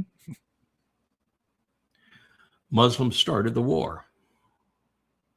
And perhaps such a poster should look at photos of Japanese and German cities after the last war. Yeah. Just maybe they might learn something. And then they should also look at the origins of the word genocide. And what they would recognize that it is the destruction of an ethnicity. But Yes. Gaza is not an ethnicity. Palestinians are a bogus term. There's no ethnicity ever of Palestinians. So there is no ethnicity being cited here. This is that old And- UN definition of genocide. Yeah, but the UN definition is not a functional definition. It's like No. we're going to use a word that has a definition because it was coined to discuss what happened in the Holocaust, where I 6 do. million Jews, more than half the European population, was exterminated. That is the origin of the term. Yet the population in Gaza increased over this period of time. That's right. Mm-hmm. It's the antithesis. It is the antithesis of genocide, and yet people lie enough to believe the lie. And the headline here is "Trust in Trump." They believe Trump is telling the truth is to be criminally insane. Hmm. And this is a mental disorder. Hmm. Trump derangement syndrome is real, and every MAGA member has it. Yeah, the absolute most Israel could be called out for is being bad at genocide, attempted, because Yeah. it's a 3 square mile area, right? Gaza's a little bitty place, and there are more. And you look Yes. at it; it's piles of rubble. How can anything live through that, right? And yet there are more Gazans today than there Than there were were when we began. when it's. You know, you look at the 57 majority Islamic countries, and the Jewish population of those countries has been decimated by 99%. That's textbook genocide. The Jews who survived there over a period of time, they were the victims of apartheid. They had Domini status. 57 of 57. In Israel, the population of Muslims has skyrocketed to the point now, if you include Judea and Samaria and Gaza, along with the citizens of Israel, there are actually more Muslims in Israel than there are Jews. How's that going to work out? So You're Israel gonna find out. is the one country that is the antithesis of apartheid and genocide. Unfortunately, that is Israel's mistake. Mm-hmm. Because they have made their bed with the devil. But they are the antithesis of genocide and apartheid. And that's why it's just so incredibly insane, immoral, and ignorant that there are Muslims and MAGAs that and Marxists that promote such drivel.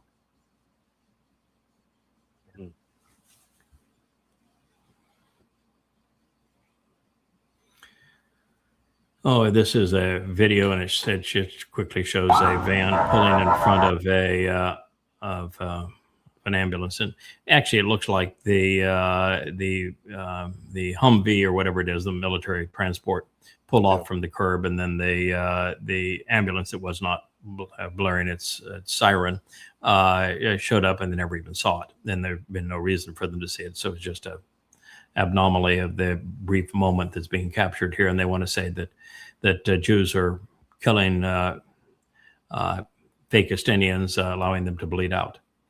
But the truth is that the Muslims in Gaza used hospitals and ambulances to store, to hide, and to transport Islamic terrorists and their weapons. And if you use hospitals and ambulances to do those things, then you have weaponized them. And so it's your fault entirely. Yeah. Context. Yeah, you don't want Israel, or anyone for that matter, to blow up schools and hospitals. Don't put guns in schools and hospitals. Don't hide your weapons in school. Don't hide your terrorists. Don't have your in schools. headquarters buried underneath them. It's underneath them. Yeah. And no, they'll be safe. They'll be fine. Yes. Yeah. Wow, this one really hits. Ollie North. Yeah, I met everybody up the food chain that Ollie North reported to, as well as the man who was responsible for determining whether or not the Defense Department was complicit in this crime of negotiating with the Islamic regime that Jimmy Carter had brought back into Iran. You know, you don't like the Islamic regime in Iran. Well, it was Jimmy Carter that undermined the Shah and brought them back in. And Jimmy Carter got bit by it because the way that the Ayatollah thanked him for returning him to power in Iran was to take the U.S. and make them hostages. And to solve that problem and win the election, Ronald Reagan pulled off a dirty trick, which was to trade missiles for the release of those hostages, which was a crime in the United States. You couldn't negotiate with terrorists. Plus, it was criminal what he did. And it was Ollie North that carried out that plan, and he was guilty as hell in doing it. And so now the very man that gave the Iranians those missiles is the one who is on Fox joining the Trump tush talkers, saying that Iran can't have missiles. Oh, what a wicked web we weave.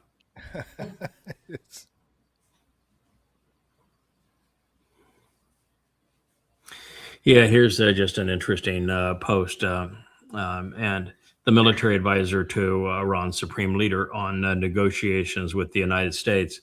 And what it basically says is that, it says, in no uncertain terms, what it says is that Iran will not negotiate with America or Donald Trump again until such time as America honors the memorandum of understanding that it signed. And that says that Israel is checkmated and muzzled, and is point one. It says that Trump can't threaten war against Iran nor attack Iran. It says that the Strait of Hormuz is controlled by Iran, and that while Iran has 60 days where they won't charge anybody for anything, after that 60 days, they can charge anybody for any amount that they want. And that there is no transport through the Strait of Hormuz that isn't controlled by Iran. They can, Iran's all frozen assets stolen from Iran have to be returned to Iran.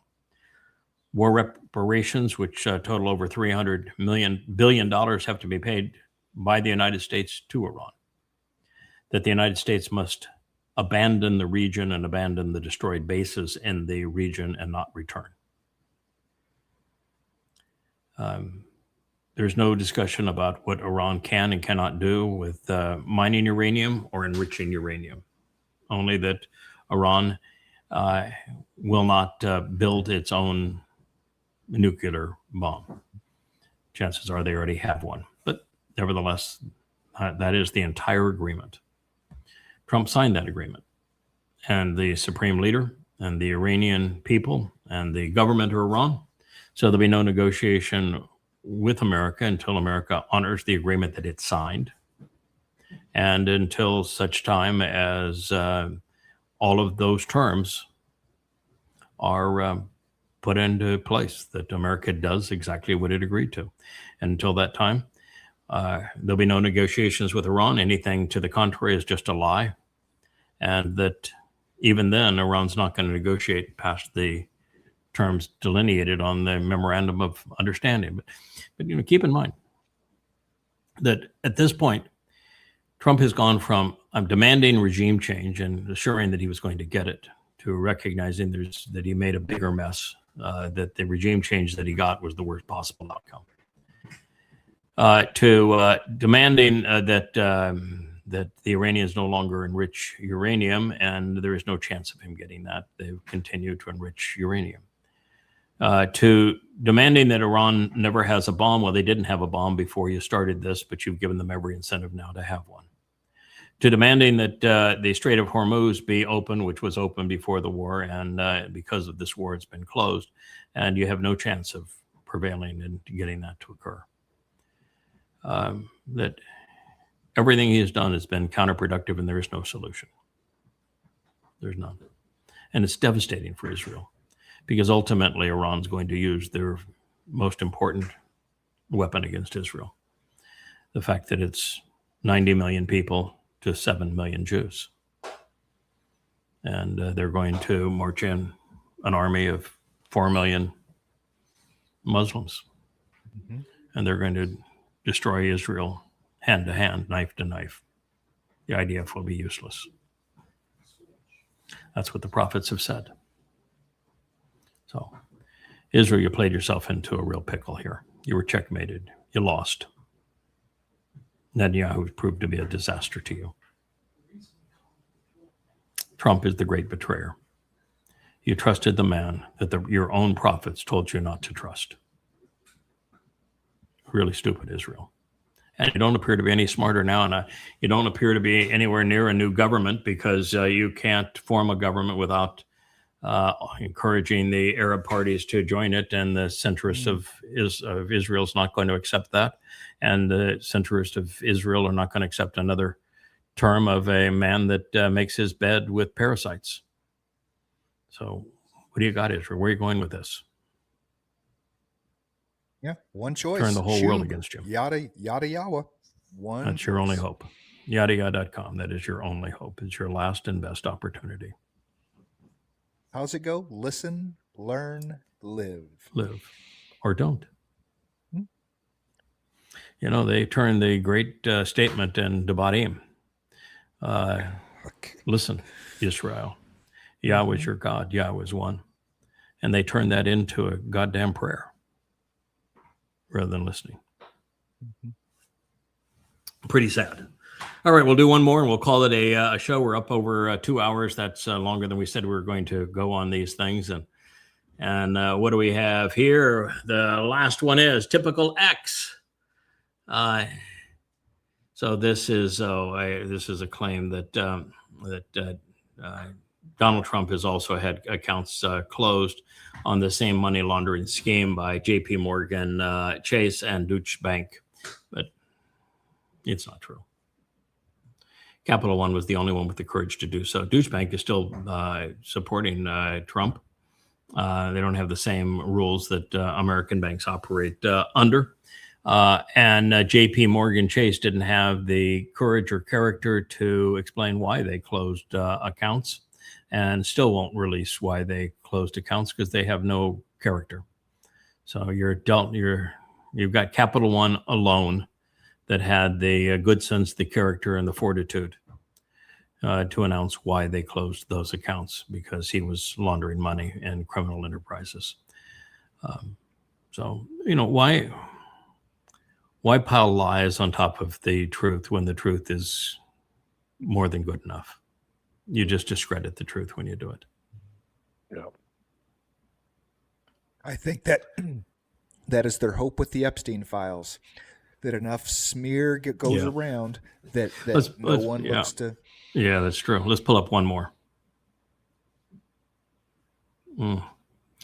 Yeah, so here's my least favorite poster on X. He's talking about that on 27th of September 2024, Israel dropped 85 bunker buster bombs right in the middle of Beirut, mind you. And 7 seconds later, Hezbollah's underground bunker in Beirut, Lebanon, had killed Hassan Nasrallah and changed the world forever, was his claim. No. Yeah, sure. Oh, you didn't accomplish anything. Literally nothing. And you learn nothing by it. Well, anti-Islamic, informed, rational, and moral people applauded the demise of this Islamic terrorist. He was scum. Delighted he's dead. Applauded his demise. It changed absolutely nothing because the focus was on Hezbollah rather than on Islam. And as so long as the focus is on Islamic clubs, Al-Qaeda, the Islamic State, Hezbollah, Hamas, Islamic Jihad, the Houthi birds. So long as it's on Islamic clubs and not on the religion of Islam, and people don't bother to know the truth about what the Quran and Hadith said or who Muhammad actually was and how he presents Allah, until people know that, all they're going to do is make a bad situation worse. The United States invasion of Afghanistan and Iraq and bombing Iran, mess we've made in Syria and the Sudan and Somalia and Libya, all of those things made bad situations worse because we didn't know what we were doing. Ignorance is deadly. Yep. All right, my friends. Always a pleasure. Right. I won't use, what was the word that I've forgotten the word that you didn't like, not silly things, but Weird. Weird. Okay, Oh, weird. Okay. Yeah, weird may not have been the best weird pick. ideas. Yeah, it may not have been the best pick. But nevertheless, thank you for participating. Love you. Appreciate everything you're doing, and thank you, Rich. We had a little more stable presentation today. Yeah. Hopefully, we'll be able to venture out into other places, and we'll have Starlink work better for us. And we're in the middle of an island, so you only have so many options, and being able to broadcast. So let's hope that we have a more favorable result. We have a lot of effective shows, so I don't know why it just decided that it was going to crap out us on a particular show, but it certainly was tough yesterday. Yeah. In fact, we're frozen again right at the moment. No, we're unfrozen now. Yeah, technology is tough, and we only do live streams, so we need the technology to work to get the message across. Well, thank you, gentlemen. Thank you. We are We going will catch up to with you sign later in off. the week. We'll be back with See you later Illuminaries today. hopefully later today. Take care, guys. Hey there, thanks for tuning in. That was Fetch. Gotta run now. Catch y'all on our next podcast.